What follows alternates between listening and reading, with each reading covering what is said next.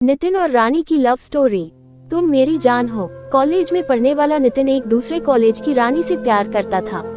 दोनों अलग अलग कॉलेज के थे, लेकिन दोनों एक दूसरे से बहुत प्यार करते थे। एक दिन रानी अपने कॉलेज से जल्दी निकल गई। कॉलेज से बाहर आने के बाद उसने नितिन के पास फोन किया। नितिन का घर रानी के कॉलेज के पास ही था।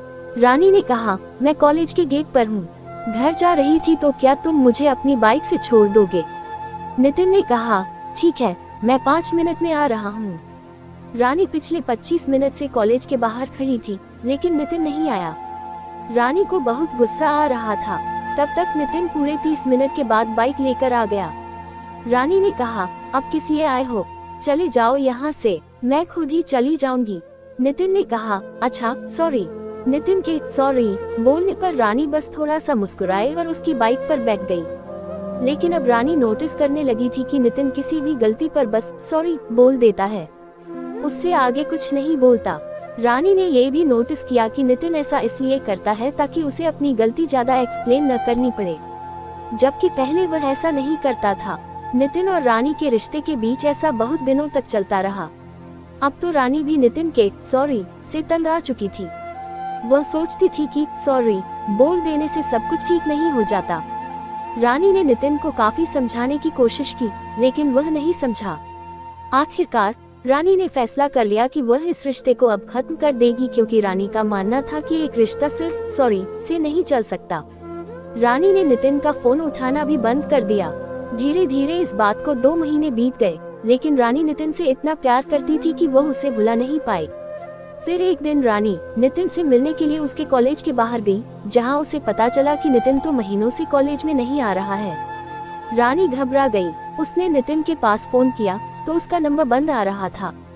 घबराई हुई रानी नितिन के एक दोस्त के पास गई और उससे पूछने पर पता चला कि नितिन पिछले महीने से हॉस्पिटल में है।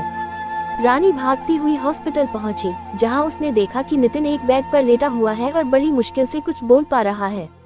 उसे देखकर रानी रोने लगी। रानी को देखकर नितिन की आंखों से भी आंसू निकलने लगे। फिर बड़ी मुश्किल से नितिन ने कहा सॉरी और फिर आंखें बंद कर ली। उसके बाद नितिन ने कभी आंखें नहीं खोली। कुछ दिनों बाद नितिन की मां को नितिन के कुछ लेटर मिले। वह लेटर लेकर रानी के घर पर चली गई। लेटर में लिखा था, मेरी प्यारी रानी, बार बार तुम्हें सॉरी बोलना मुझे भी अच्छा नहीं लगता था। जब तुमने कॉलेज के बाहर मेरा 30 मिनट तक इंतजार किया था, उस दिन मैं जानबूझकर लेट नहीं आया था। उस दिन पहली बार मेरे सीने में दर्द हुआ था, जिसकी वजह से मैं बेहोश हो गया था। जैसे ही मुझे होश आया, मैं तुम्हारे पास पहुंचा। उस दिन मैंने तुम्हें इसलिए कुछ नहीं बताया क्योंकि मुझे पता था तुम टेंशन में आ जाओगी। उसके बाद जब भी मैंने तुम्हें सॉरी बोला, उसके पीछे भी वजह थी। मुझे ब्लड कैंसर है और इसका पता मुझे कुछ समय पहले ही लगा। मैं तुमसे बहुत प्यार करता हूँ और हमेशा करता रहूंगा। काश भगवान मुझे थोड़ी और जिंदगी दे पाता ताकि मैं तुम्हारे साथ और वक्त बिता पाता। अगर मैंने तुम्हें दुख पहुंचाया हो तो मुझे माफ कर देना। तुम्हारा नितिन रानी लेटर पढ़कर फूट फूट कर रोने लगी। उसे एहसास हुआ कि नितिन का हर सॉरी प्यार और देखभाल की वजह से था। इस कहानी से हमें ये सीख मिलती है कि हमें हमेशा अपने करीबी और प्यार करने वालों